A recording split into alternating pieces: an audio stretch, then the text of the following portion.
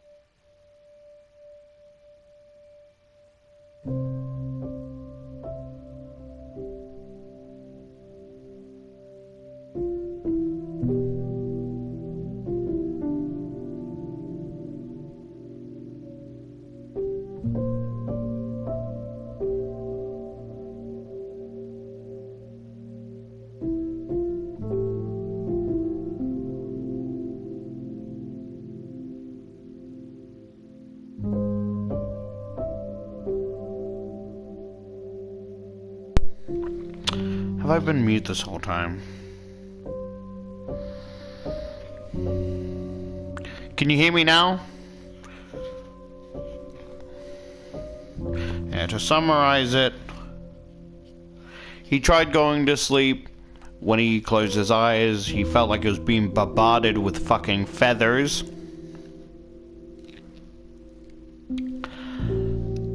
And he's like, was I asleep? No, I was falling asleep. And then he goes to get a glass of water or whatever, or a bottle of water, chugs half of it, then kind of tried to go back to sleep, turns the light off, hears the sound of his door opening, goes to turn the light on, light breaks, he freaks out, and now he checks outside. Movie's still playing on from before. He's still loud. Oh, you know, the music and shit is still loud downstairs. This totally is quietly reading. And he basically locks the door, gets a weapon, is overly paranoid. He's like, did I lock the window? You know, of course I did. He's like, now I can stop talking to myself. But he dare not answer himself, because who knows if he would be able to stop then. You know? So basically he goes into the closet to get a dustpan and brush, and basically cleans up the broken thing, because when he went to go turn on the light, his little lamp, he knocked it over and it broke.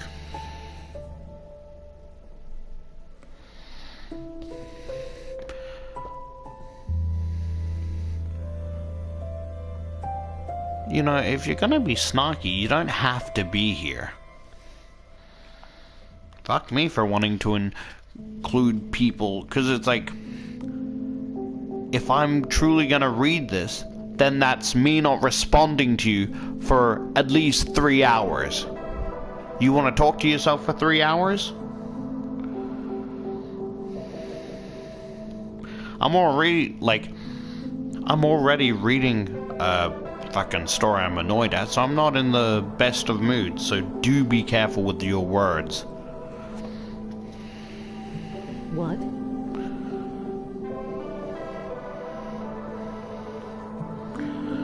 And basically he's got, as I said, right? As I said, he's working on a screenplay that his missing friend was working on with him. Why he would touch that thing again, no idea. But he's like, either it'll take me off my insanity, or it'll take me off my boredom. I don't know, it just seems like you're being very snarky for no reason. So I'm getting a little bit defensive, that's all.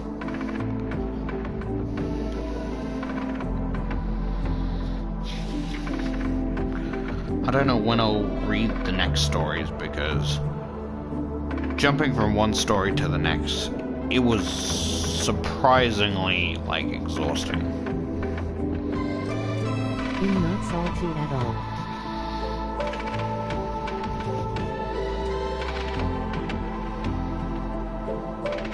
And it only took an hour for the dude to fall asleep.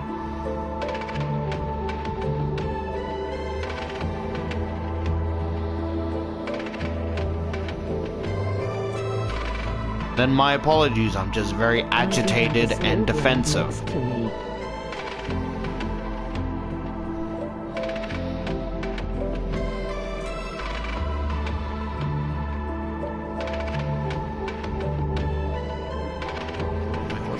My brain's spacing up.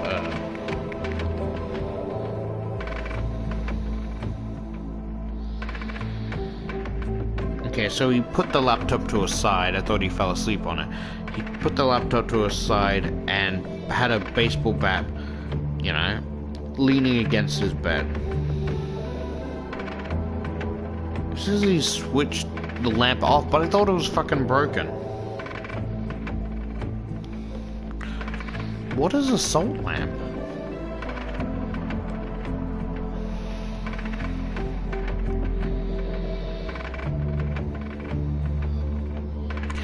I don't even know if my dislike for the story is justified or not. Like, cause it just feels like the same of 1:35 a.m. of the whole fucking, you know? Or maybe you don't know, you haven't heard the story, but... And I guess I'm just... I don't know why I'm in such a piss poor mood with this story. But I think this is the first story that I genuinely dislike as a story rather than disliking it for what happens in it.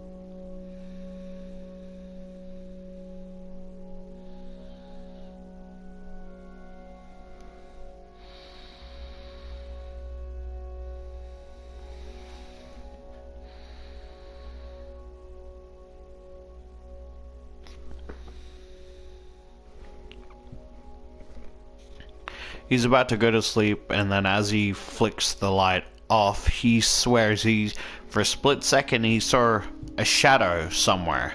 He flicks it back on and gets paranoid. And now he's trying to force himself to sleep, singing himself, thinking of good things, counting sheep, like shit like that. And he's like, yeah, that never really did it for me as a kid. But, you know, he didn't have the heart to tell his mum that.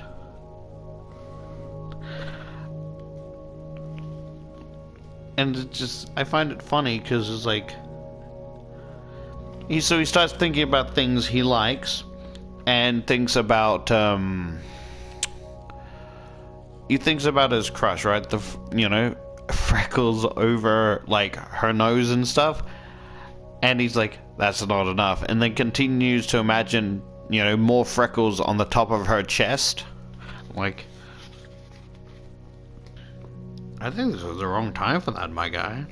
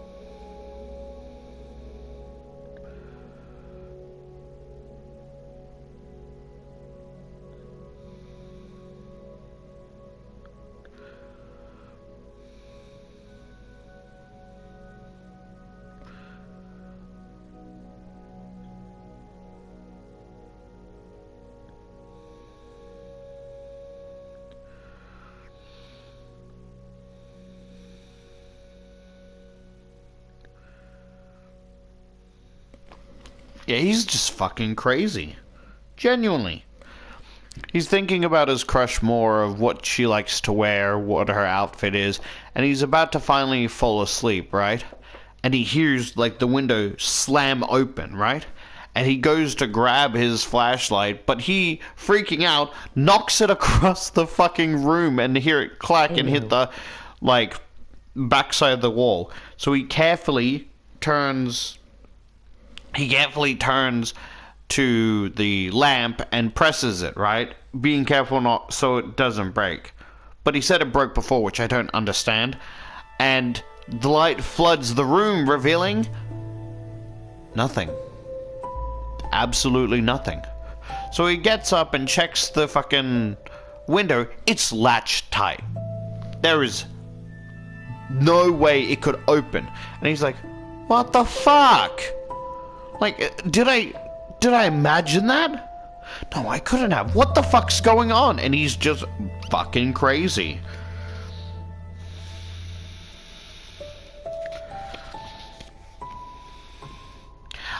That's not really my thing, but is that normal to think, to try and go to sleep, to think about how hot your crush is? In the book. And just Jessica.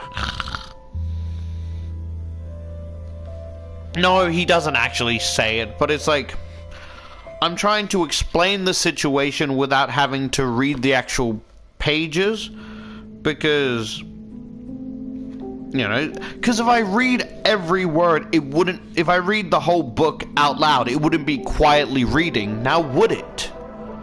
I'm simply including you in the story because I read the pages first and try and explain the situation without it being word for word. But basically he's like, what the hell, or whatever, you know?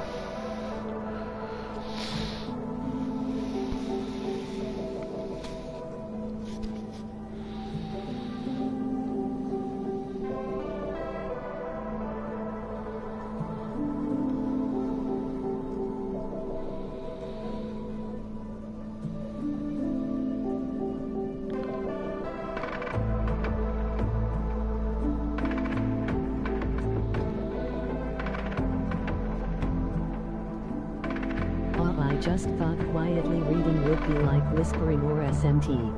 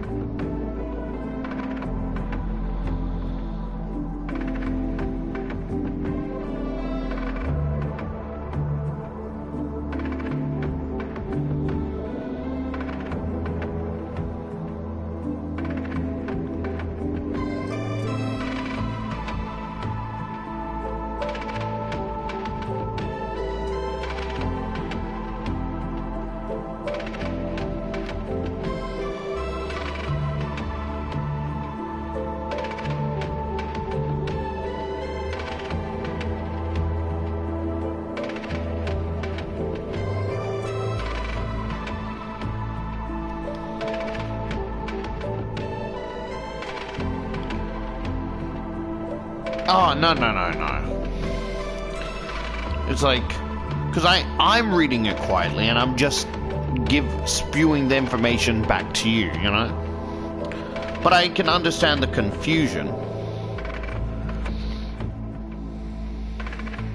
Sorry for earlier. Like, nothing as interesting as... So this is a very slow book, right? No, I apologize. Because sometimes people come by and be sarcastic just to be a dick and funny. So I got a little bit defensive because this book or this story is not interesting to me at all. So I thought you were being sarcastic for the sake of being sarcastic. So I got a little defensive as well as being agitated about this story. You know, it's nothing towards you. It's just... It's there have been slow books before, and that's not my problem, but because it's so similar to the other one, it's not catching my attention. Okay then, S for explaining the story. No worries. Thanks. Again, he's just trying to go to sleep, and he's like, what if I call, you know, my crush, right?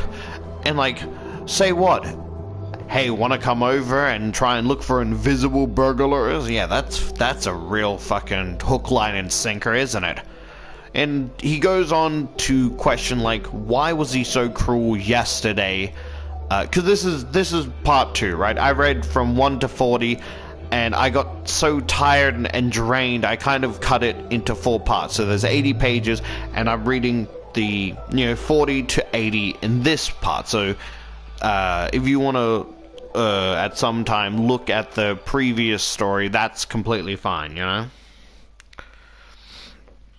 Yeah, but he's like, why did I have to, like, be such a fucking bitch to him, Of course he didn't say that, but he's basically, yeah, he's like, why was I such a bitch to him? Why was I such a bitch to Christine in fucking junior high?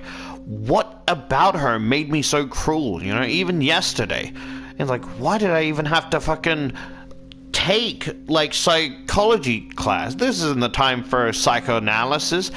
But sure, my professor told me it'd help me with film writing and score making or whatever.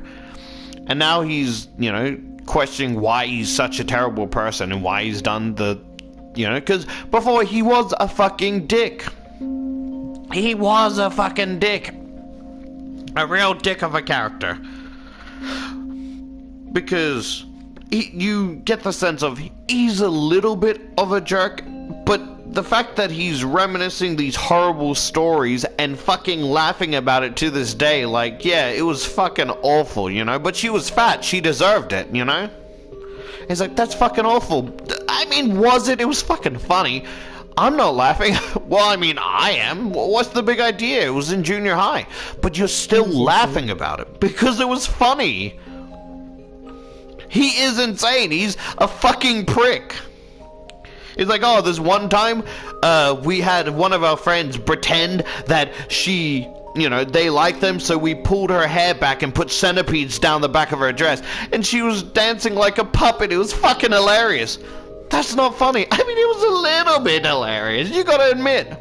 There's one time, we put, like, glue, like, water, like, we put water, like, glue in fucking water guns and fucking sprayed her with the glitter and fucking fucking Fruit Loops, and we called her Fat Fruit Loops Ange or some shit like that.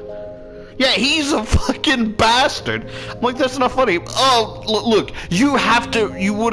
everyone was laughing at her, it was fucking hilarious. The look on her face when she realized that we don't actually like her and it was all a prank was fucking hilarious. Like, I'm not laughing. Oh, if you were there, you would have been laughing.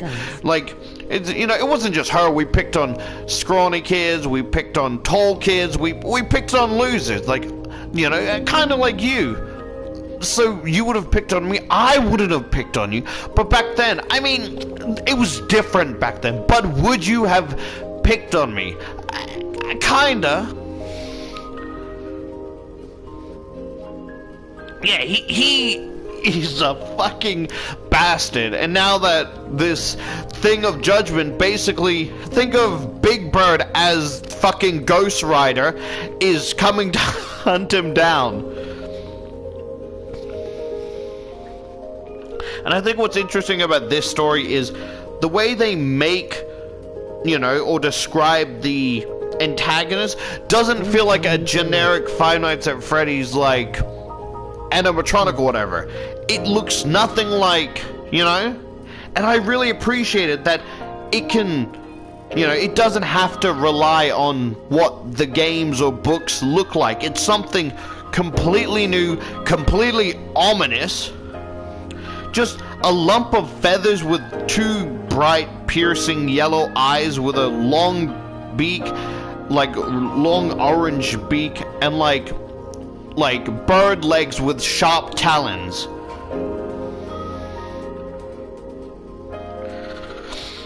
Oh no, he's alive, and basically, because, yeah, basically in the short summary, they're trying to make a movie or whatever, and they got into an argument because of how the dude's like, that's not cool, that's not funny. He's like, oh, you're being a wuss, you're taking it too seriously. It was funny, and he's like, oh, he'll get over it, he'll get over it tomorrow. Next day comes around, he's not there.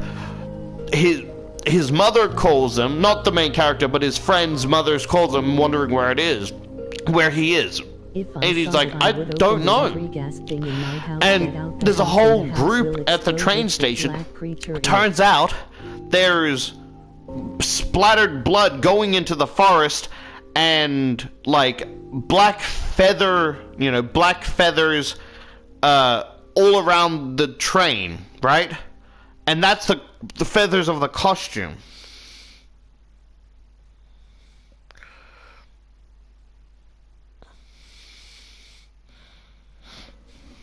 Yeah, but like, and so now he's seeing this in the corner of his vision, like he's fucking going mental.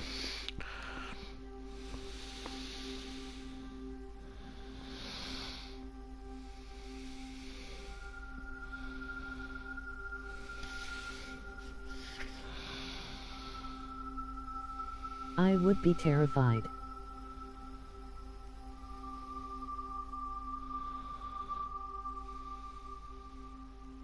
I'd take my eyes out.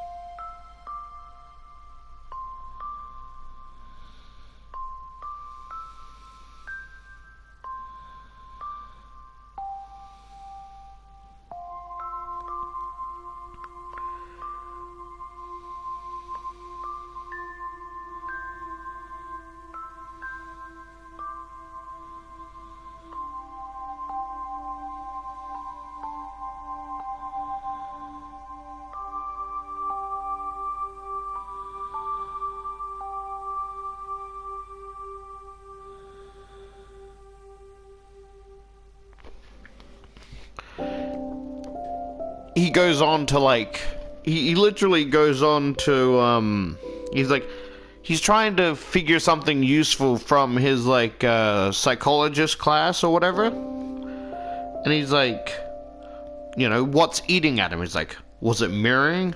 Nah, that's when you act like someone else. Was it projecting? No, it wasn't that. Putting your feelings off on someone else? Displacement?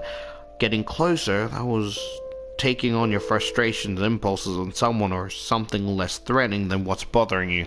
And then he basically is trying to figure out, and he's like, he fucking passes out, and or not passes out, but falls asleep, right?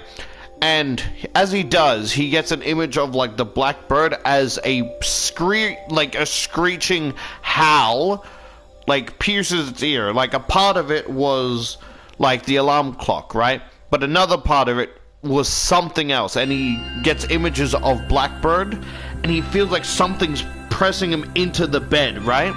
And he's somewhat awake where he knows, you know, but like it's also in the sense of like in consciousness and out of consciousness. Feels like something heavy is pressing on him, sharp claws cutting at his ankles and like wrists, like something fighting him to pin him down. Did you know the Blackbird is actually one of the creator's sleep paralysis demons? Oh, really? Fascinating. Oh, then that makes a lot of sense. I mean, I'm a little bit confused on how you know that, because you said you haven't read the books, but you know facts about that?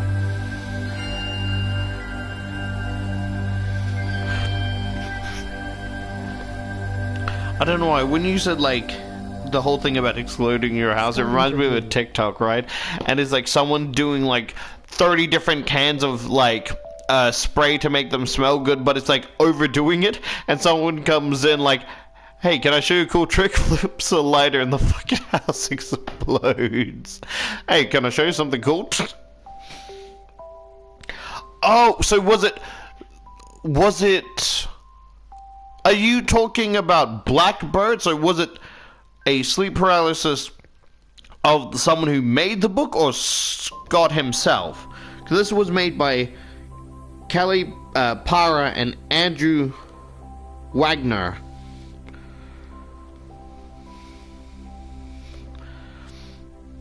Scott himself. Oh, fascinating. Fascinating.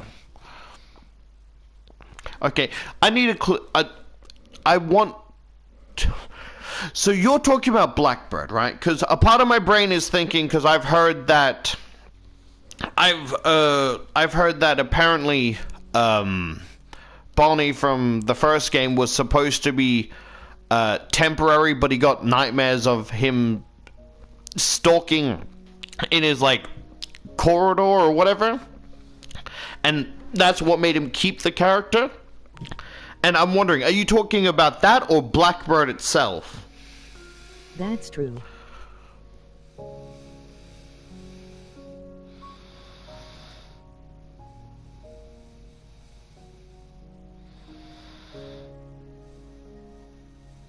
Okay. I just didn't know if you were mixing up this information. Okay. That's cool. Yeah. Okay.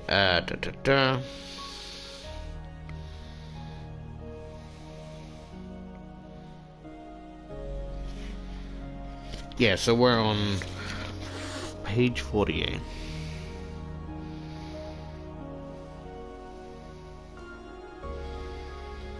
Ah, well, I got to go pray again.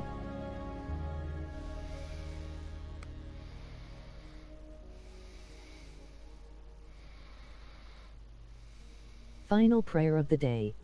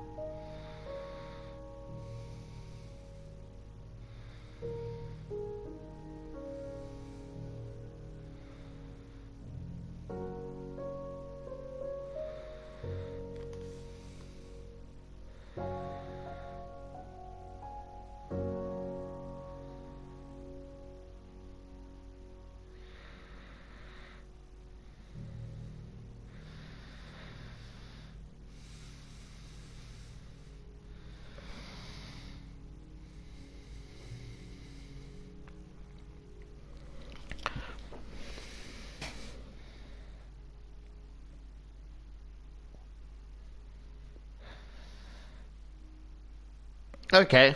Well, hopefully I'll still be here when you get back, or if you need to, like, I don't know how the praying's like, so if you go to sleep after pray, I'll talk to you some other time.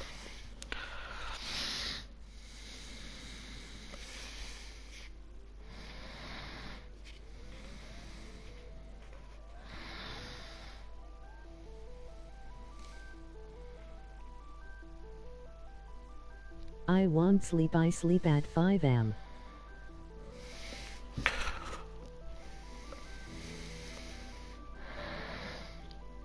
Hey, I'm just saying, different religion for, different things. I'm not judging.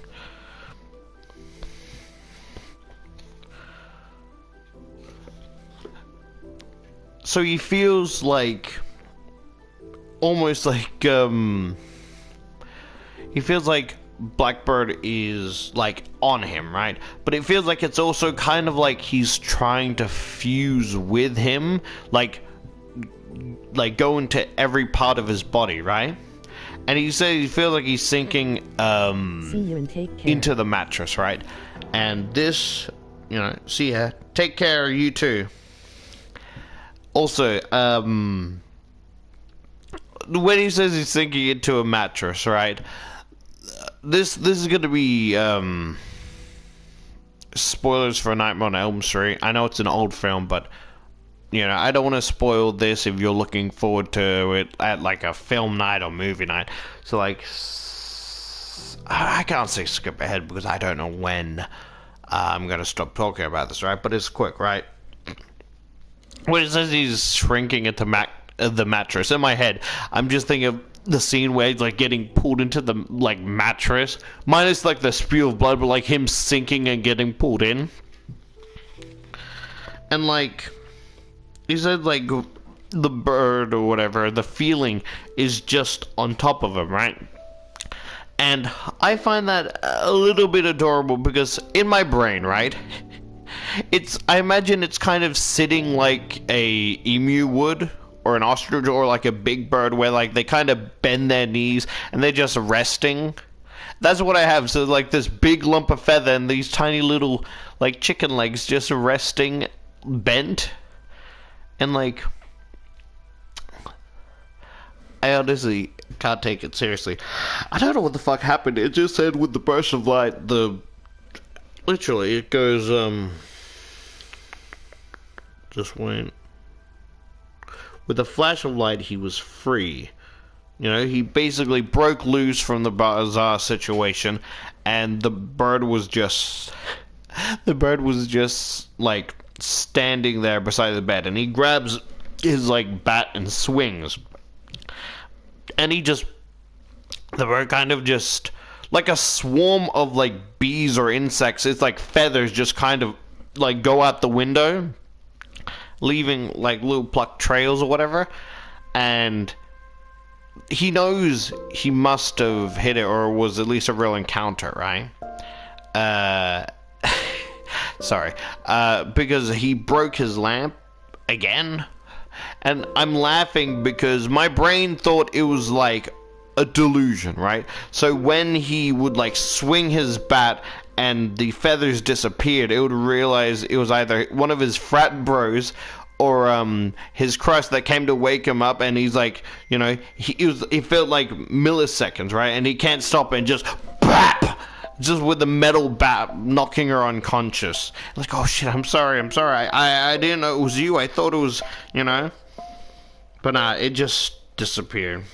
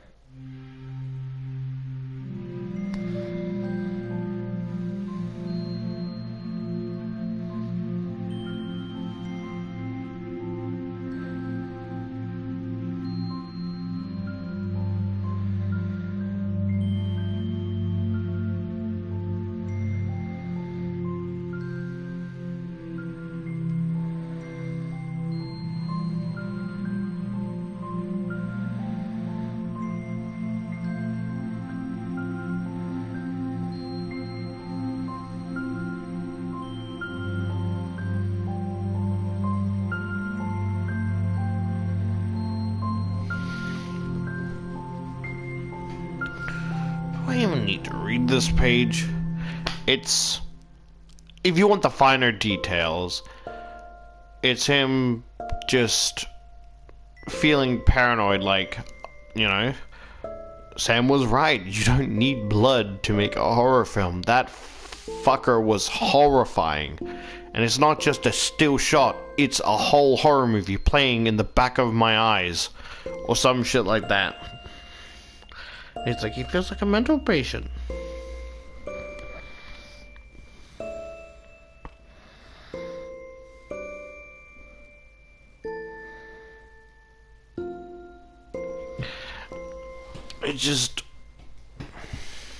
It's basically like our own creation coming to hunt me down for my guilt.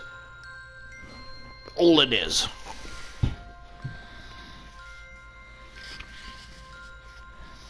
Because it's more fun when I'm reading to someone.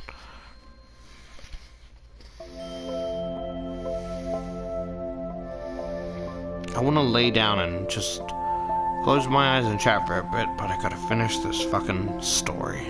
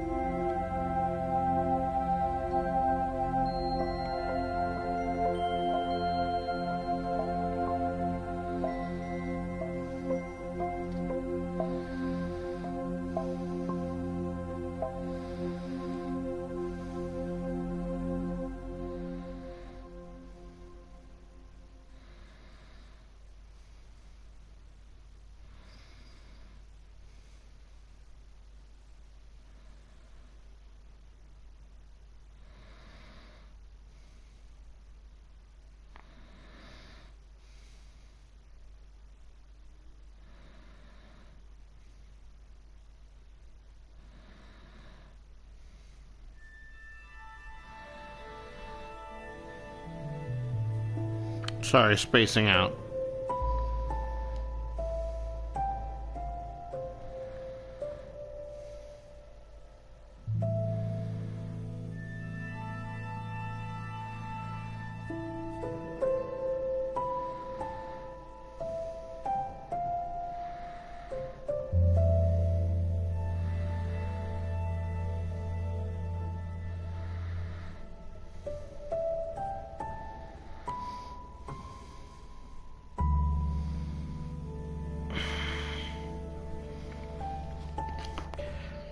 He's pacing back and forth, like, anxious. He's like, yeah, this place is way too fucking small for my delusions.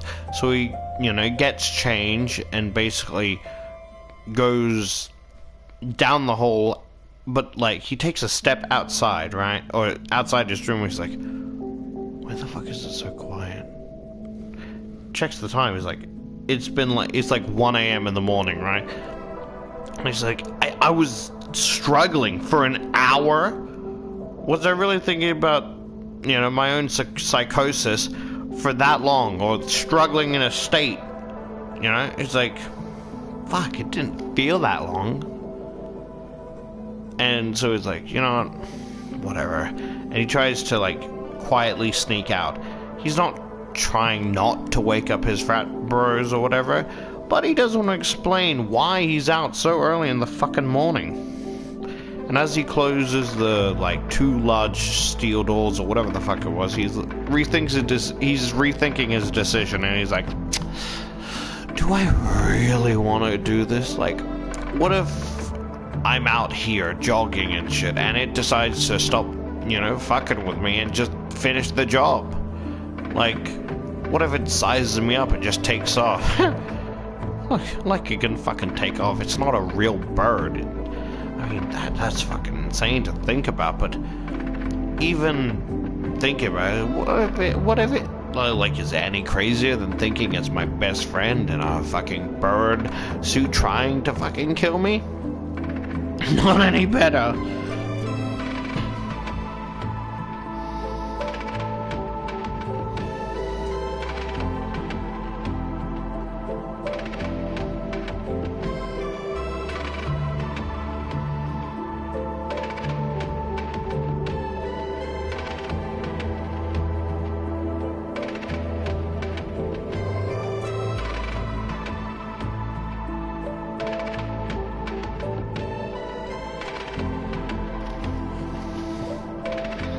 He fucked up.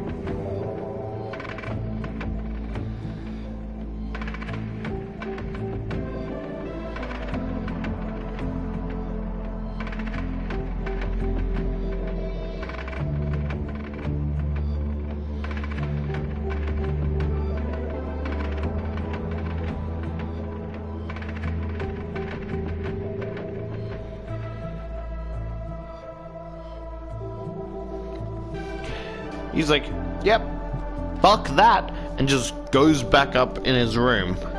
He's like, okay, I have to stay awake. And he tried staying awake for 2 hours, listening to music, doing sit-ups, push-ups, fucking playing video games, until he made the mistake of watching a movie. And, you know, that's what did him in. And as soon as he basically closed the laptop and put it to a side, as soon as he rested his eyes, he heard that blood-curdling fucking caw, like, you know, the caw like birds and shit. And it's basically just attacking him. He's like, oh, it's playing with his food, yada yada yada. Caw, bitch, caw! You know, he was, like, basically was held in place until he wasn't, it says.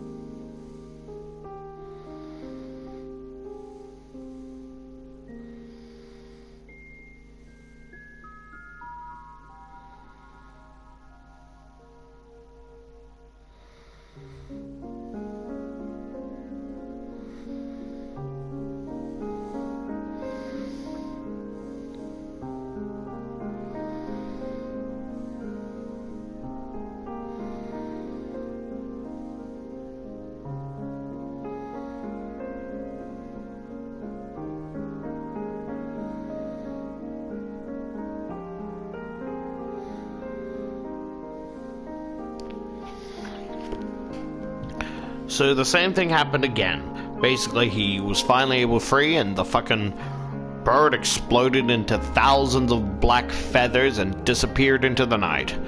And he knows it's not real, but he's fighting his brains like no one's gonna believe him. But he saw it.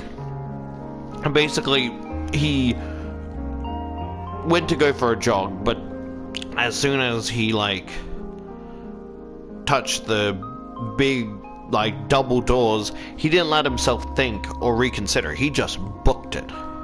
And everything was dead still. It was dead quiet. Not a car, not a person, not a bird. Just the full moon and clouds streaking down at him. The ever fragile lampposts. Well, they're not fragile, but you get what I mean. The ever-going lampposts, one after another, unevenly stretched out. Light, dark, light, dark. He keeps running. The blades of grass, he swears there's black feathers.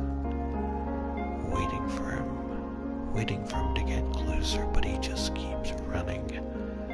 Every corner, every shadow is just his imagination. I'm sorry, I got way too into that. Apologies.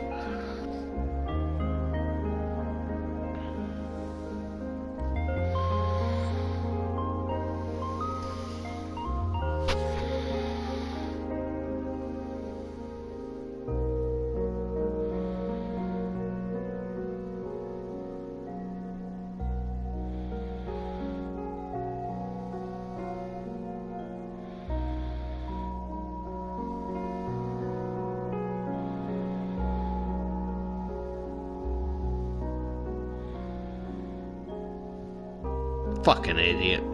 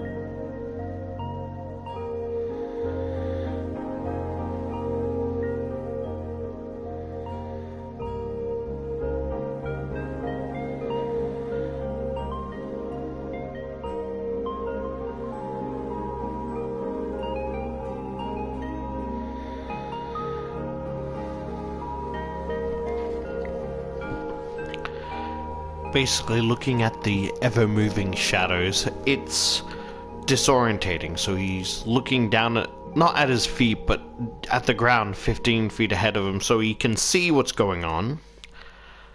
He can see what's going on, but, you know, also to, you know, keep him centered, right? And he decides to look behind him, and as soon as he does, he dumb fuck trips over a root and falls off the path on his ass, twisting his ankle, scraping the skin off his knees and, like, elbows. And he's in fucking pain, and he hears it again, the cawing, the swishing of feathers. But, you know, he opens his eyes again, there's nothing. There's nothing there. And he basically, you know, gets up on the path and he's like, "That's enough! I'm sorry, okay?" And of course that doesn't do anything, because he's apologized to nothing, you know? He basically, he apologizes, turns again, and he keeps going in a circle just saying "I'm sorry" like it's a fucking chant. I'm sorry, I'm sorry, I'm sorry, I'm sorry, alright? I'm sorry, damn it! I'm sorry, Sam, I'm sorry! I guess it's more apologetic, but like, you know. And this got a response. Flashlight, blinding him in the fucking eyes.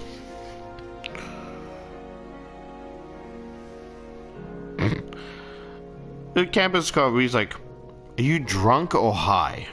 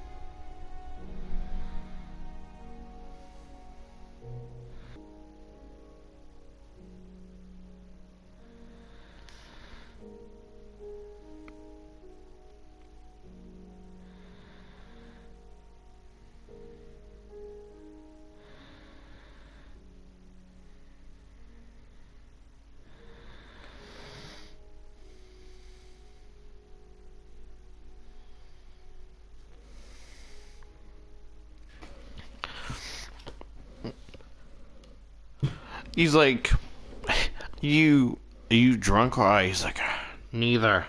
He's like, what are you doing out here?" He's like, I don't know, I just went for a run to get something off my mind. And he's fucking blinding him. Like, he's blinding him in the eyes with a fucking flashlight. And so basically he raises his hand, right, to show that he doesn't have anything at the cops, like, you know, showing up and down with his flashlight, and then putting his fucking flashlight back in his eyes, right? And,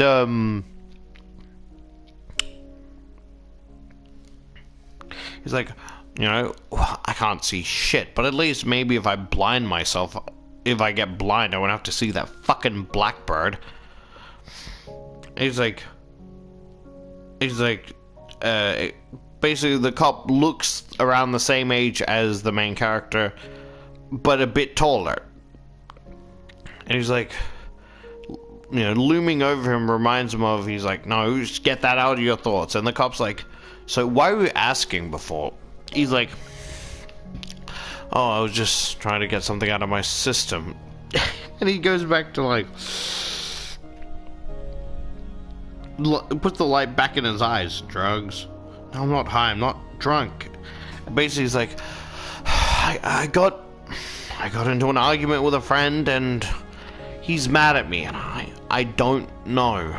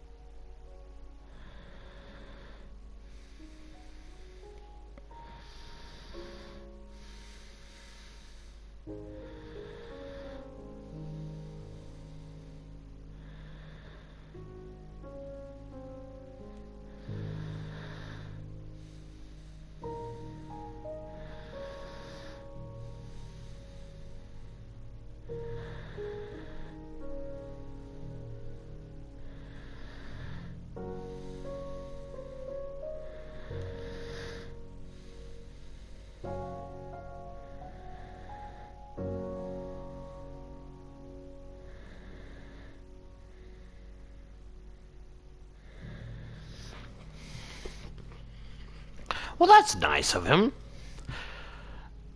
So the cop basically, basically was thinking. He was hesitating, right? And he moved the flashlight out of the main character's face or whatever. I know he has a name. I just don't fucking care. And what he said, the cop said something that surprised Noel, right? And he's like, "Look, I get it. You want to say sorry, but you're angry that he's angry, and that makes you pissed. So you just want to apologize to get it out of the way." And basically, Noel raises an eyebrow, and he's like, "Wow, I'm surprised for a campus cop." And he's like, "Do you think you're done yelling?" And he's like, "Yeah, I can't be." And then points him down the trail, like, "Look, there's a really good trail down there. Just, for you to jog and get it out of your system, And basically, he does want to apologize to Sam, but he doesn't know how. He's like, "Will I ever be able to sleep again?" And he basically jogs back to the frat house, or maybe, I don't know. I don't know if he jogs down the direction the officer recommended, or, right? He just, sorry, brain, and he says, yeah, some other way than just screaming he's sorry. He heard footfalls approaching from left, slowing, trying not to quake in fear. What the fuck? Do you mean footballs, or did you mean to say footfalls?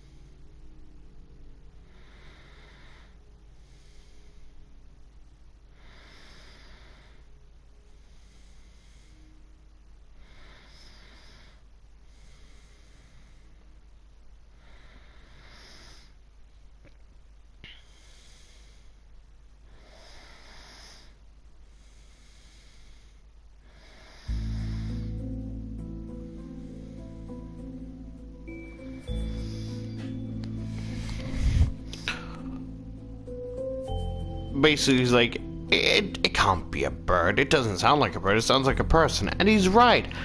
And it's, it's Amber, his crush. And they're basically just small talking. And she's like, "Oh, I didn't know you ran in the mornings." He's like, "I don't." And he's like, started smiling. Like, he not all anxiety is gone, but basically enough to, like, for him to relax a little bit. And when he realized how good it was to smile, he smiled wider. And she's like, "Oh, so this must be a clone. How many clones do you have?" He's like, "Well, as many I need for the things I don't do." And she laughed, they laughed, and they're like, she's like, "You want to go for a run?" He's like, "Fuck it, why not? I'm not ready to face the day yet." And then they end up at a cafe, which I'm confused because I thought he twisted or sprained an ankle. You can't fucking run on that. They clearly described the pain he was in, and it's just like, oh, it wore off. You wore off a sprained fucking ankle? What do you mean it wore off? Oh yeah, it stung a little bit, but my foot was facing the opposite direction. What do you mean the opposite direction? Oh, you know, backwards, yeah? Yeah, it was facing that way. It was facing behind me, but yeah, it wore off. What do you mean it wore off? That you don't just wore off something like that.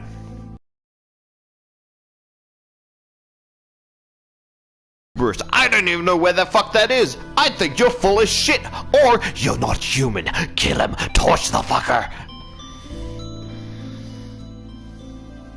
Oh, come on, guys, that tickles. Fire's not meant to tickle. Oh, yeah, it burns. Don't fucking patronize us. Burn like a normal bastard, you freaky fuck. It hurts so bad. Haha, tickles.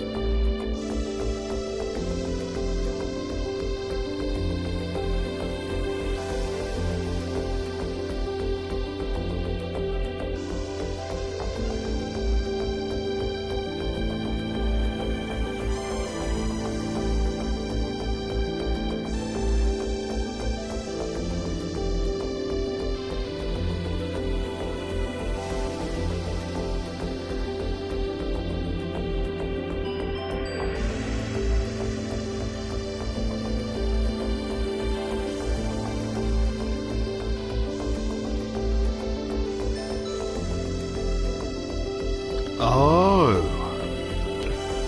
that is fascinating.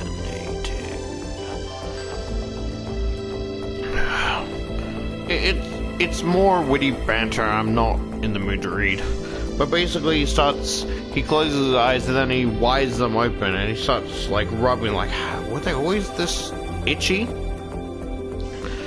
And Amber notices and like, yo, are you okay? He's like, yeah, I'm fine. Like, just, your eyes are fucking beet red. Like, oh, I just haven't slept. She's like, all night? Like, he's like, yeah, like, she's like, is there anything I can do? And he's thinking, like, you know, now that he basically is like, you know, her and Christine, the person he used to bully, look oddly similar, except she's a lot smaller, you know? Basically pointing at similarities and like, is that why I've only recently started to like her?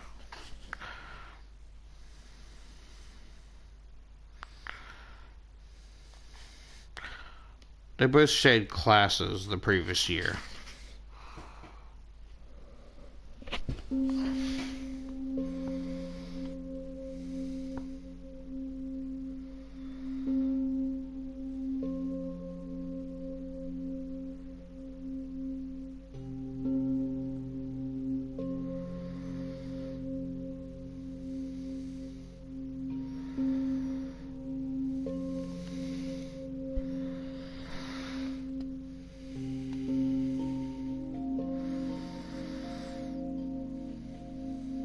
Hey, I'm back, just finished praying.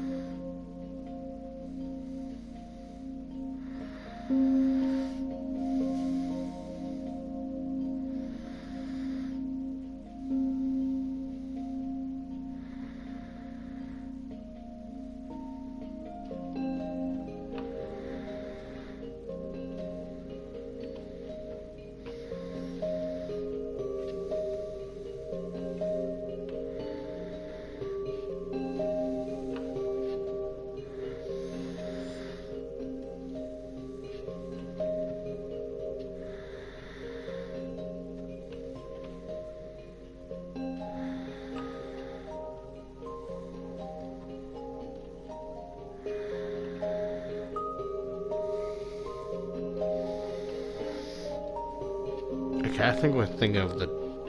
I'm thinking of the wrong weed, sorry. So, you know, he's like, only started liking her recently. Shit, fucking Paige bastard! And, you know, he's like, with like comes trust. You know?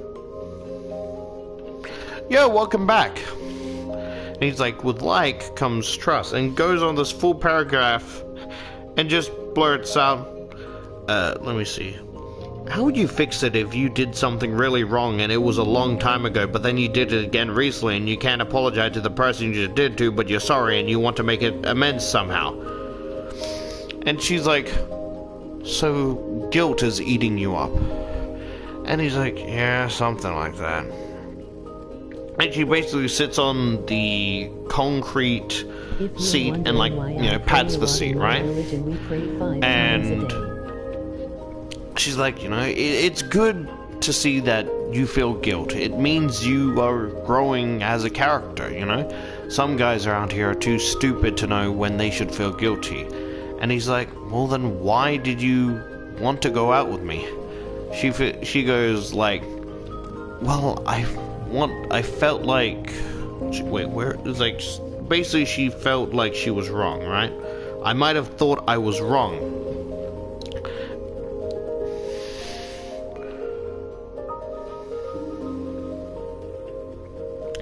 Ah, okay. No judging, no judging.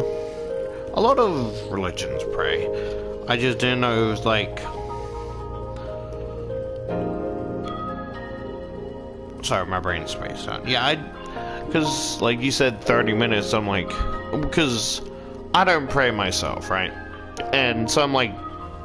I imagine, like, those, like, people who pray... people who pray at dinner. And I'm just thinking, like... them praying for 30 minutes and then they think because their food gone's cold they didn't pray, you know, good enough. I'm like, I'm pretty sure you just took too long. Not saying you took too long, but like my brain's very uneducated and childish. And basically he's like, maybe she's not wrong. Do I truly have a character, or do I just... am I just trying to apologize because I don't want to be murdered by Blackbird? And she goes, you know, guilt is a lot like weeds. You gotta pull it out from, you know, the source. So apologize to the first person. And he's like, how does apologizing to the first person help up with the second person? And she said weeds. I thought she meant the drug. And like, guilt is a lot like weed. I'm like, what weed have you been smoking? Guilt feels like shit.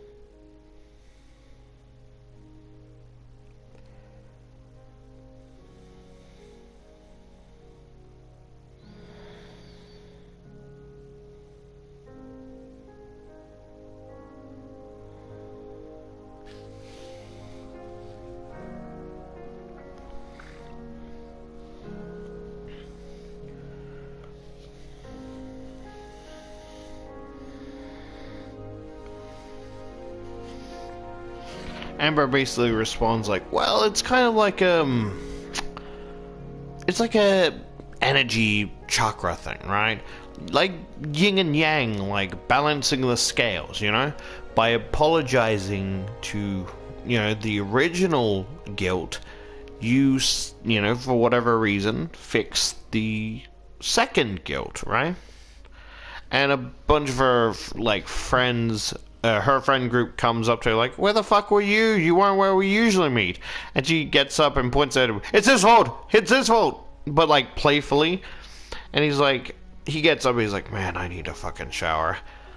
And, basically, as they're parting ways, she's like, yo, good luck, He's like, yeah, thanks. And while he's having the shower, he's trying to think, where the fuck am I gonna find Christine Wilbur? How can I apologize, Testing audio. Her friend group comes up. Okay, audio is fine, right? And he's like, okay, I'm just gonna skip school for today, right? Or not school, but skip all classes or whatever. And then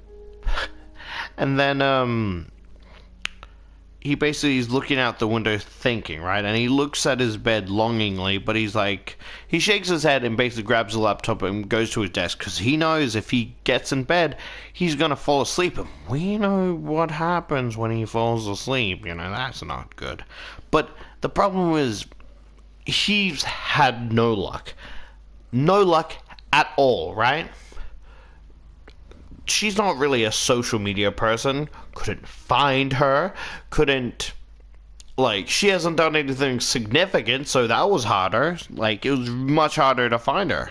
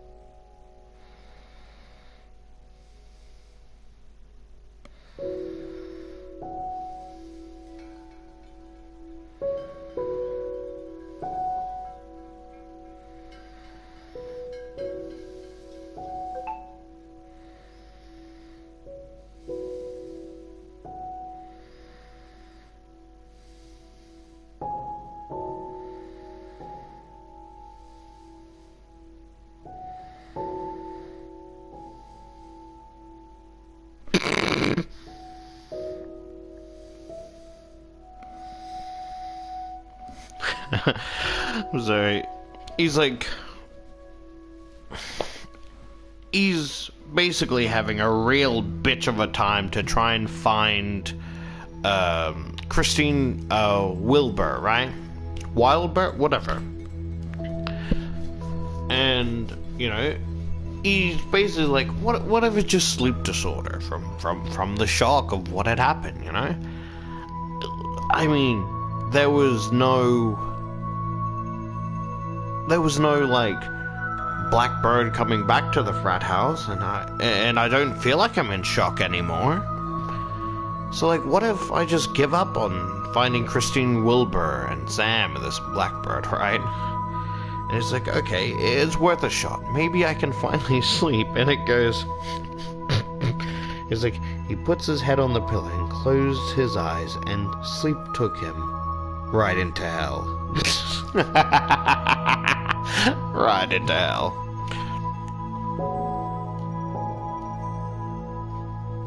Because it just took him right into hell.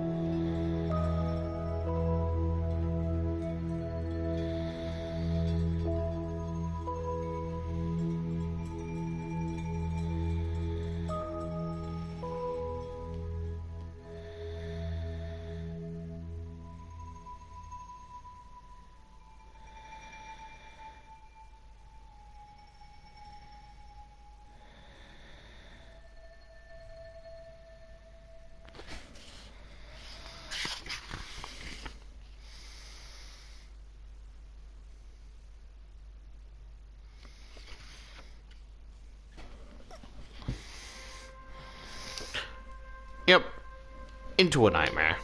He's fucked.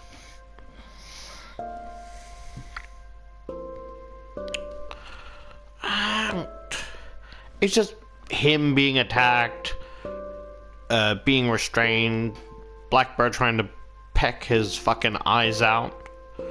Feels like his legs being torn off. The screeching sound like a loud zap and buzzing like a bug zapper, except it's instead of bugs, it sounds like you're trying to kill fucking pterodactyls.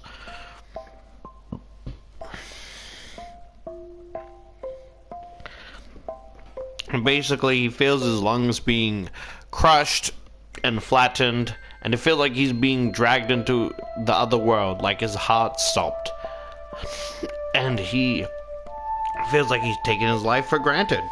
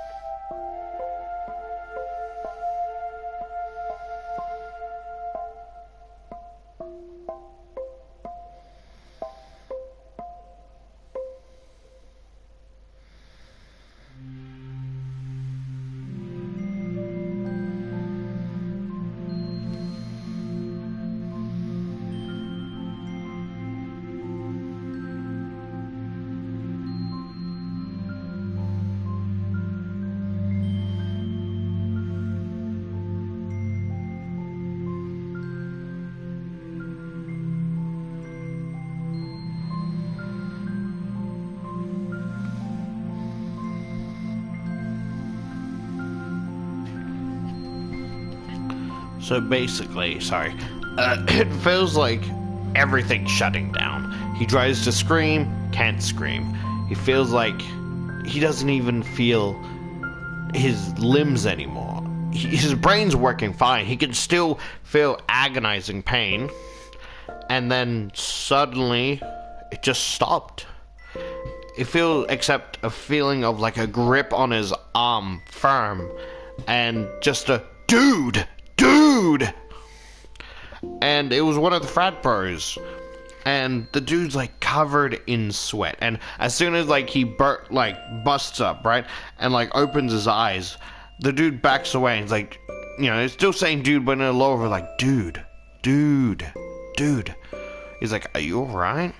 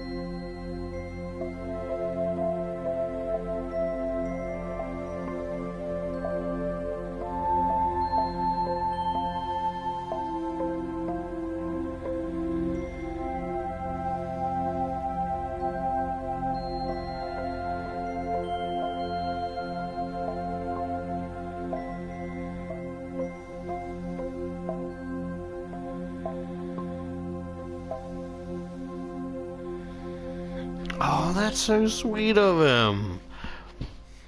Precious little Ian. He's like, are you okay, dude? And of course, the main character or whatever couldn't really answer that, so he just kind of nodded, right? And he's surprised because they usually just hung out, right? Hung out around the porch or downstairs. I've never actually seen him in my room. And so he asks, how did you get in here? And Ian kind of looks away, kind of like a little child in trouble. He's like, oh, man, I kind of broke down your door. Sorry. And he looks to the door, and it's completely kicked in with the door handle only barely hanging on from one side of the door. It's I didn't mean to, but you sound like you were dying.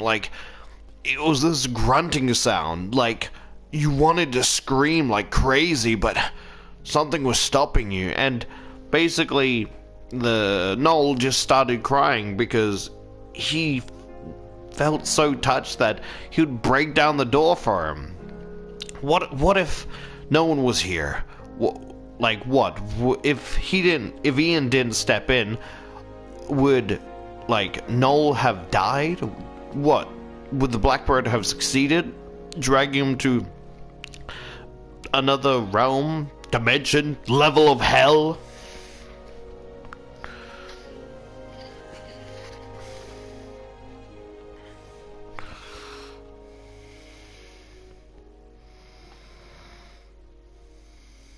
I don't know if I want to kiss Ian or fuck him. He's a precious goofball.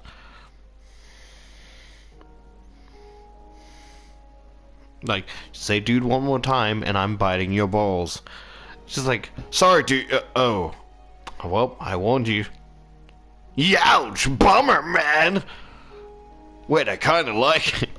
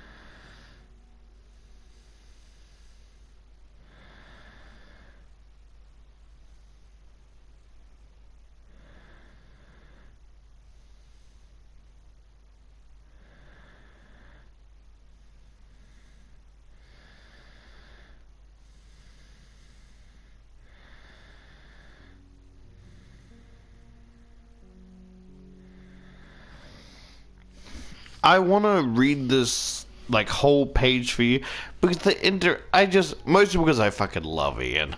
Just listen to this, right? He's he realized Ian was waiting for him to say something. Thanks, Ian. I was stuck in a really nasty nightmare. You got me out of there. Ian shrugged. Well, good. It seemed pretty bad. He looked hard at Noel. Are you sure you're okay? Noel nodded. Nothing, a hot shower and some food won't solve. He sat up and he tried to ignore the room's spinning sensation that triggered a wave of nausea. Ian stood. Okay, well.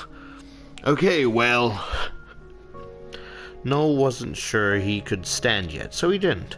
Sorry about your door, Ian said. I can fix it for you. He strode to the door and looked at it. I just need to grab a couple things from the hardware store. You don't need to do that. It's my fault you broke it. Ian shook his head. Nah, I want to. I like fixing things. It'll take my mind off the makeup test I have later today. I need to pass it so I can keep playing ball. Noel nodded. Let me know if you ever need any help with classwork. Ian looked closely at him, probably see if Noel was jerking his chain. He wasn't. He might have been the day before, giving the dumb jock a hard time, but not today. Ian nodded. Thanks. He went through the now unguarded opening to Noel's domain. Ian? Noel called. Yeah? Ian turned. If you had to find someone from your past, like junior high or something, what would you do? I mean, if they weren't online. I don't know. Do you know their parents?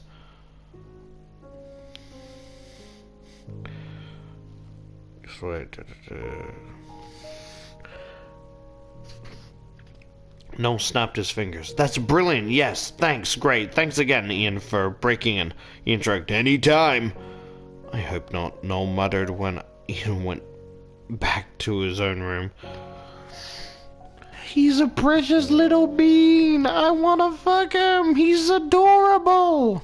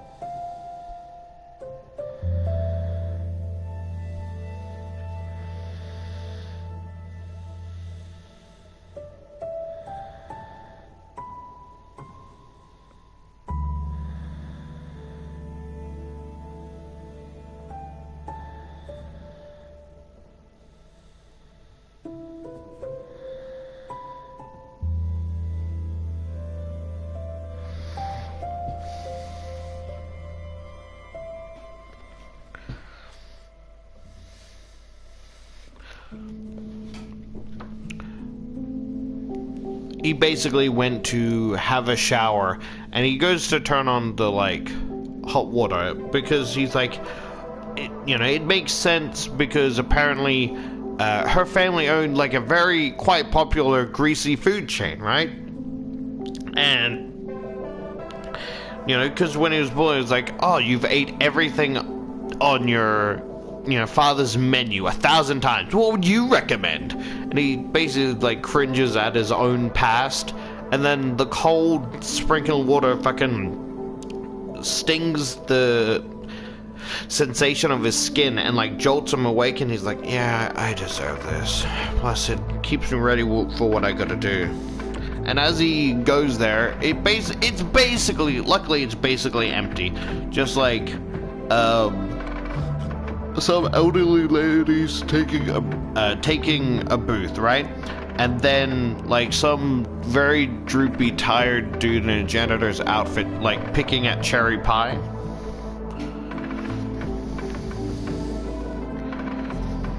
I didn't realize I was already on page 67. Ooh, this is gonna make me cringe. Ooh. Because I don't think her father is going to be quite pleased.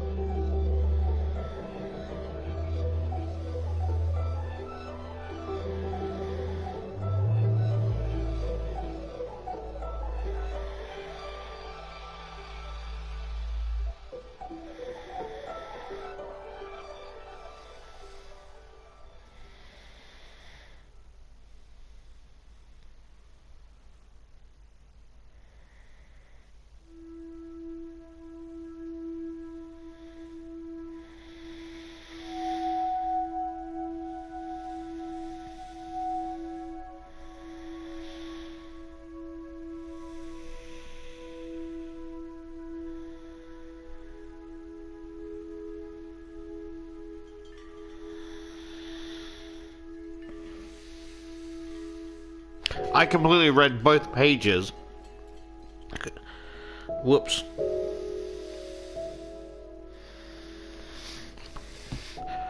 Basically a woman with like blonde hair or dyed blonde hair is like, sit wherever you want. Sit wherever you want, it doesn't matter, whatever. And he's like, I don't want to sit down, I just want to get over with. So he's basically goes up to the front desk thing with the old fancy crash register. And she raises her eyebrow like, so you want takeout? It's like, oh, no, I don't want takeout, sorry. I want, is Mr. Wilbur here? And she scoffs like, of course he is, he fucking runs the place, he cooks things himself, he practically, literally lives here. Yo, Earl! Someone wants ya! And this like short 5-foot skinny dude, right? He's like, hey. It's free with PlayStation Plus. Nice to meet you and shit. He's like very friendly. He's like, and Noel's like, wow, despite, unlike Christine, he has brown eyes and brown hair, but he can see the face of where Christine gets it from. He's like, oh, like, what can I do for you? And he's like, I don't know how to, he's thinking like, how do I bring up, I need to see your daughter, right? He's like, I need to, it basically just goes, okay, this is gonna sound wild, and I need to see your, daughter, and I was hoping you could help me find her, right? And basically, he's still as friendly. I thought his smile would drop, like, why would you want to see my daughter? Like an overprotective father. Like, hey, what the fuck you're getting at, huh? Why do you want to see my daughter?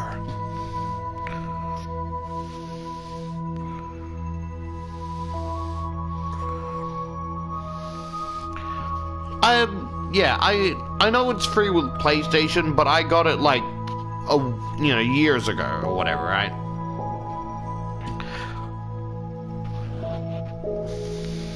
But I appreciate you for letting me know.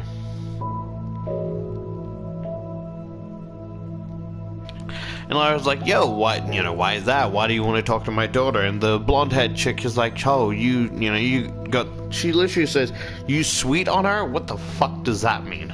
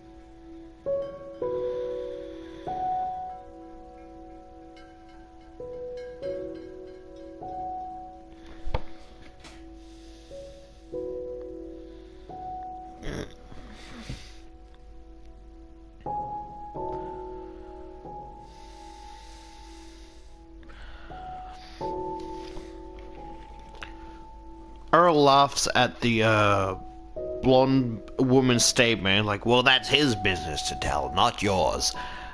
And, you know, he looks outside and it's getting dark, right? And he swears he sees a glimpse of, you know, Blackbird roaming around outside, right? And he's like, did anyone else see that too? Am I the only one that saw that? I mean, the old woman is looking past her, like, old husband's shoulder, right? And she looks a bit scared or worried, but maybe she just doesn't like it being dark out, right? And so, he's like, okay, look, I'm gonna be truthful, and it makes me look really, really bad, alright? And he's like, alright, go on. I was a real dick. Like, I was with your daughter in junior high, and I was a real dick. And I want to apologize. I want to say how sorry I am, right? And, like, you know, the blonde-haired woman, like, is this some sort of making amends? And he's like, not in the official way, right? And Daryl's like, are you the one that threw burrs at my daughter? And he cringes in embarrassment. He's like, yeah, that was me. And I just want her to know how sorry I am. And he's looking at the ground. And he's really, really nervous. Because, you know, he was, like, expecting anger. You know, Earl was silent for a second. And he looked back at Earl, and he was expecting anger. But instead, all Earl showed was compassion. He's like, alright, I'll tell you. You know? I was expecting him to be an overprotective father. Well, that's nice. And he's like, yeah, I was a real dick, and I just really want to say sorry. And so he gave him the directions. He got out and into his car. He never described having a car, but that's because he was so ashamed of it, you know? It's been through literal fucking hell and back, and he only uses it when necessary. It's literally hanging on to literal fucking scraps.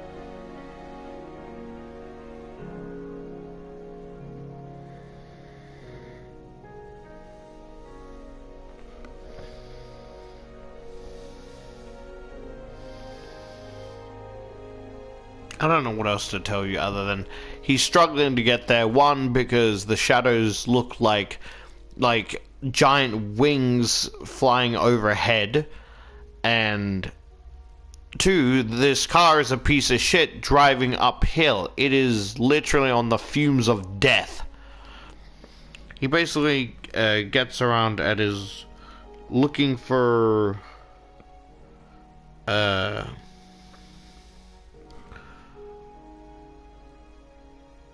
he's okay. I thought he was looking for the dome, but he's at the dome. Okay.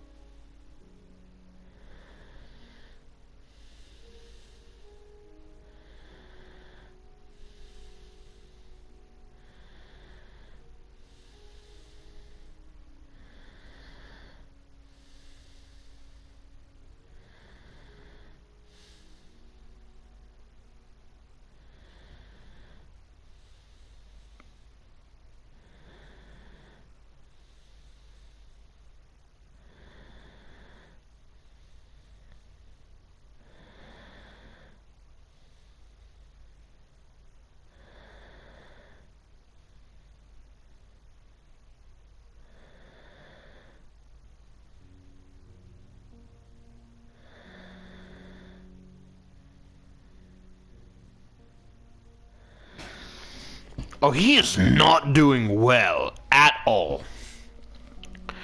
He stumbles in and passes a bunch of girls chatting on the lounge, right? And I'm getting a bit nervous because I'm like, is it a girls' dorm? Does dude just starts stumbling in to a, like, I'm not saying it doesn't say it is, but I don't know. Is it a girls' dorm? How does dorms work? Right? And you know, and basically he's struggling, like hearing's going out, it's faintly quiet, and he realized he's like on the verge of passing out, like he feels like he's gonna throw up, and he finally gets to the door, right, and he leans on the wall to steady himself, and his father explained that she's always usually by herself at that time because she eats early, and so and so for practice, right? He didn't explain what practice, but she's always there, right?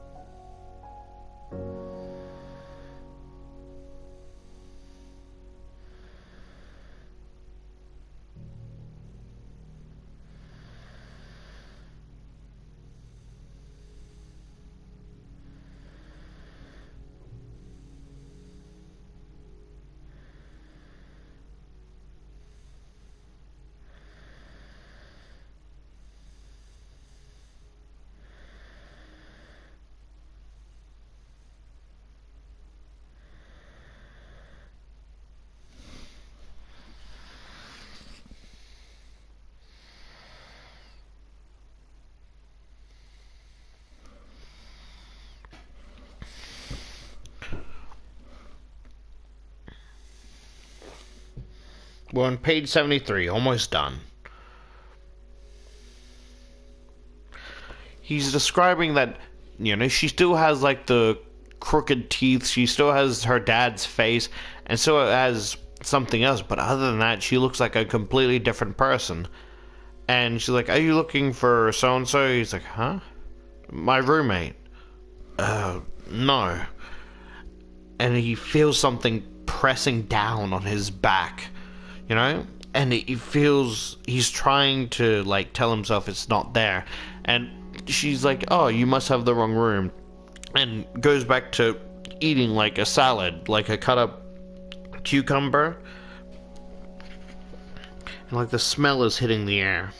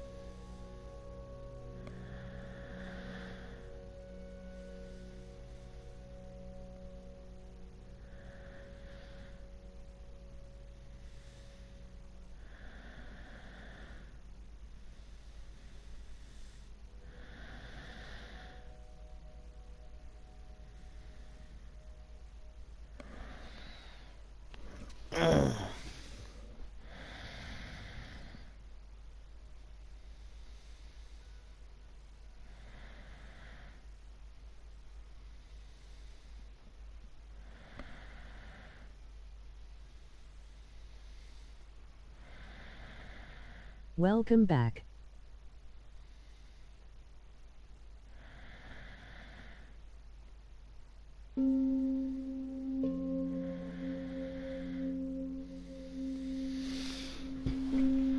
Ah, shit, my legs are tangled.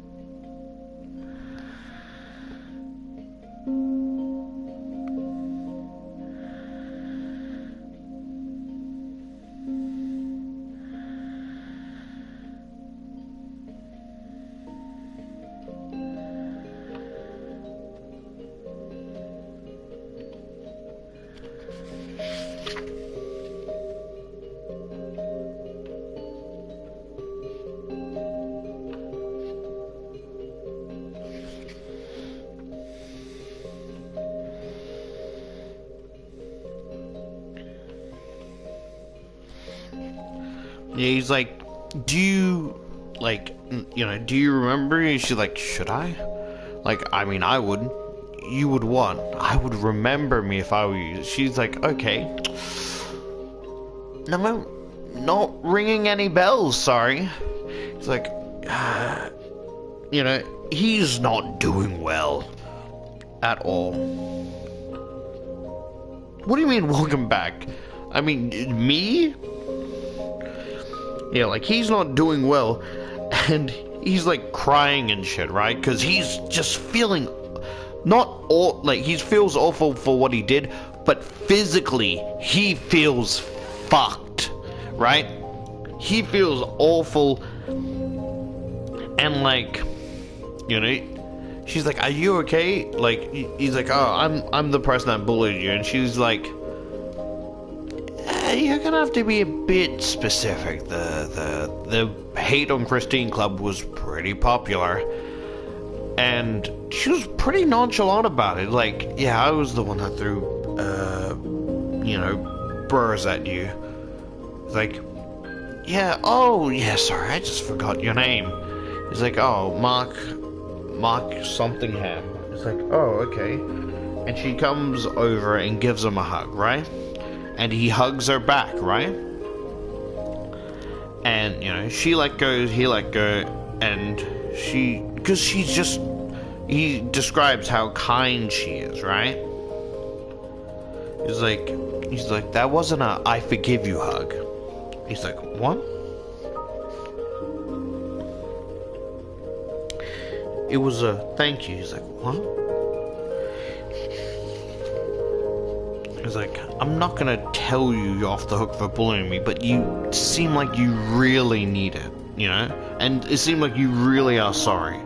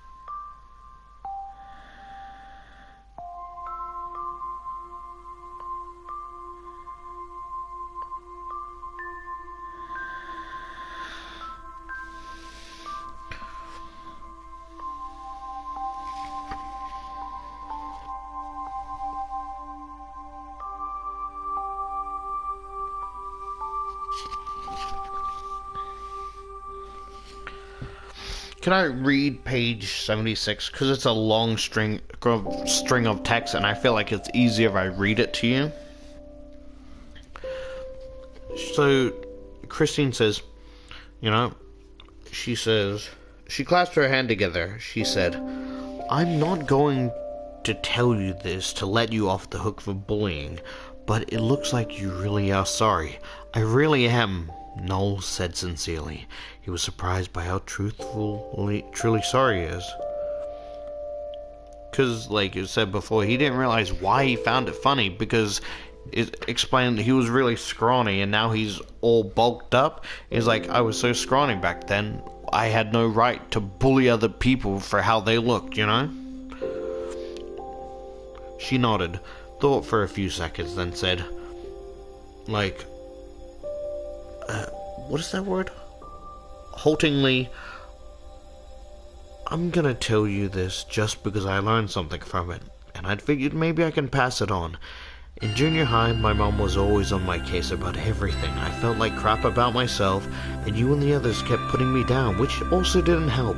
To be honest, I barely remember you, but I remember how bad I felt all the time eventually. Though, I stopped feeling bad, and I got angry. I decided to treat myself well. I liked to dance, and I started dancing to have fun, just alone in my bedroom, but then I started going to a real studio, and I found out that I'm actually pretty good at it. When the music swept me up, nothing else mattered. Of course, my mom loved that dancing helped me lose weight, but that wasn't enough to make her happy. I think part of me will always struggle on some level with that. Noel stood, opened his mouth to protest. She came over and waved him off. Don't. It's okay, see? That's the thing. All that bullying forced me to step up and love myself. No matter what I see in the mirror or what people say about me, I know my value. I'm actually here on a dance scholarship. So see, sometimes when something bad happens, it leads to something good. Noel nodded. Christine looked directly at him, and I do forgive you. You can let it go. I'm fine. Noel's eyes teared up again as he wiped them with the back of his hand. Christine looked over Noel's shoulder. She patted and squeezed his hand. Then he walked out into the hallway and she closed the door. I thought she walked past him and closed the door. Okay. And it basically goes on to say how great he feels now. There's no headache. There's no looming threat. There's even the pain in his legs doesn't feel that way. It felt like he dropped off a backpack full of bricks. And he's just going on he never noticed a lot of things. Like the girls that he passed were wearing leotards because it's a dance scholarship. He's noticing a bunch of different things because his eyes were blurry and he couldn't see. He pulled out his phone and answered hello. The first two words spoken into his ear brought Noel to a stop. I gotta sneeze. You fucking... There you are, cunt. Sorry. Brought him to a stop. As he listened, he started grinning. Then he said, I'm on my way. He ran for his car.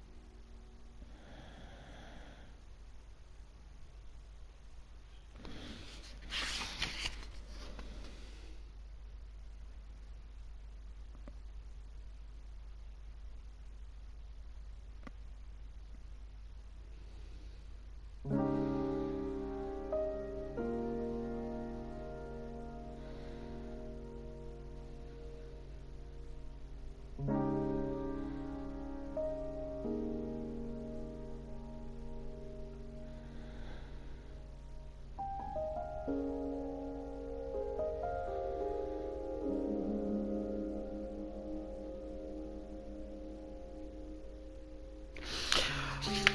happy ending! Let's fucking go!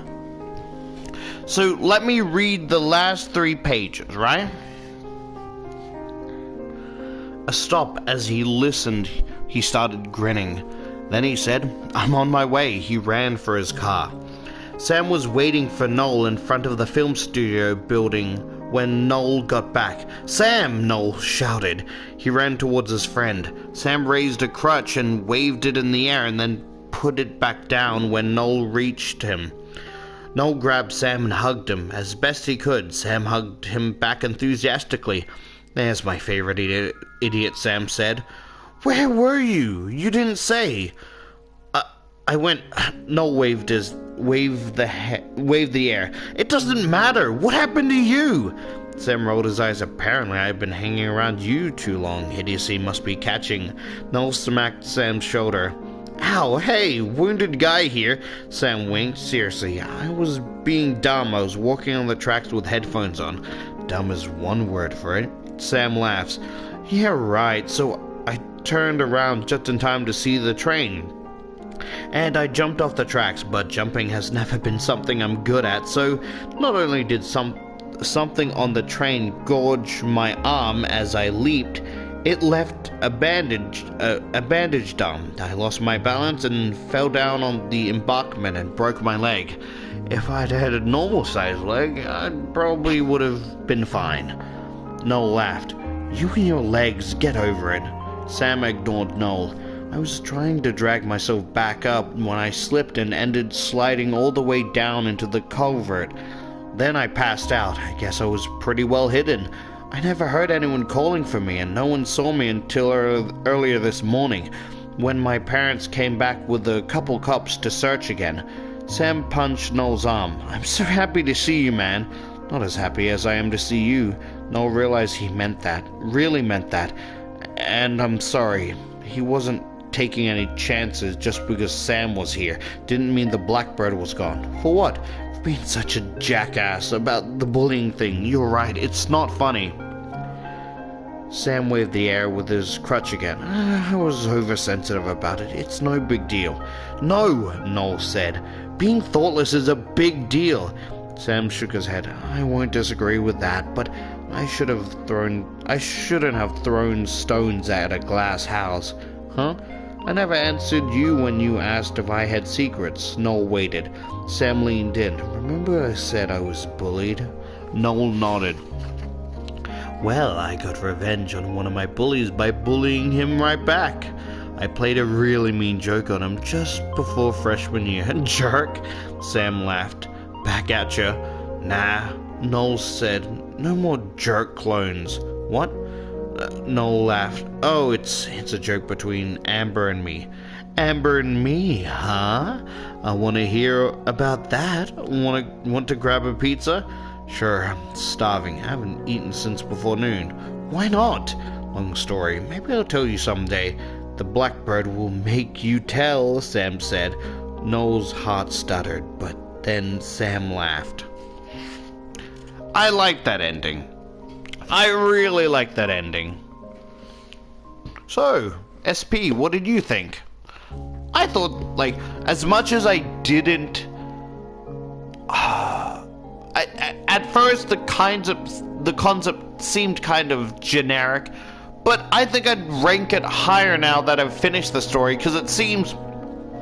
So the second part seems definitely more unique than the first part.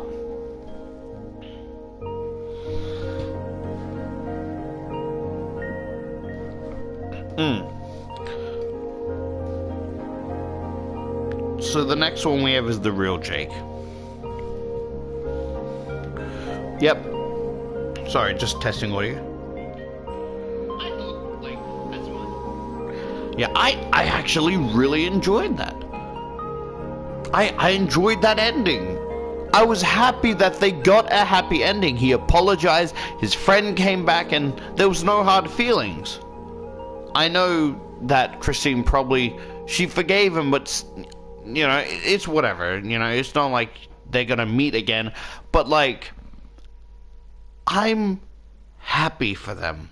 I really am. It genuinely felt like character growth, because it feels like, am I just saying it not to get killed, or do I actually mean it? And by the Lord, there's character growth.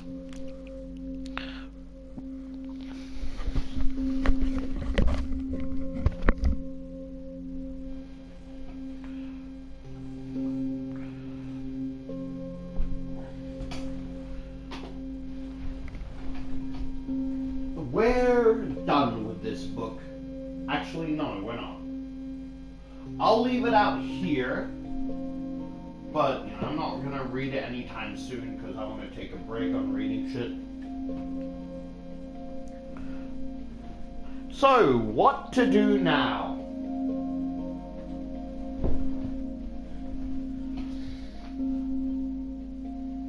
What to do now?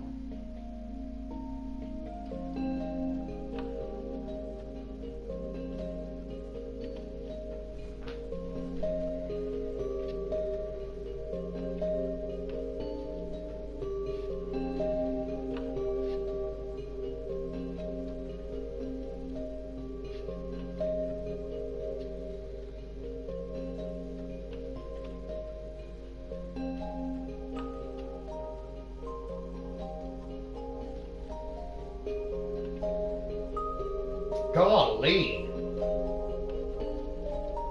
Golly!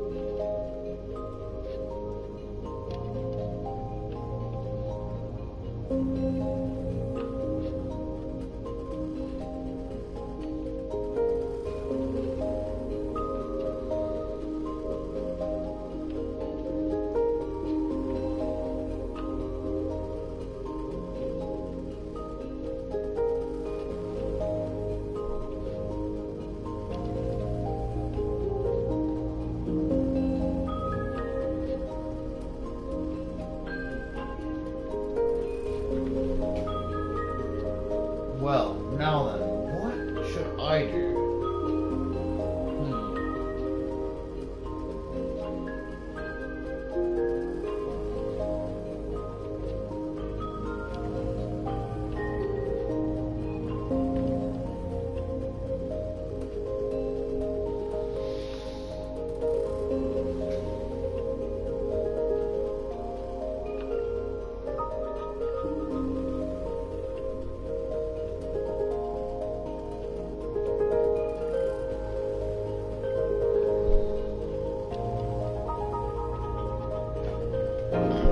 Okay, let me just take a little break.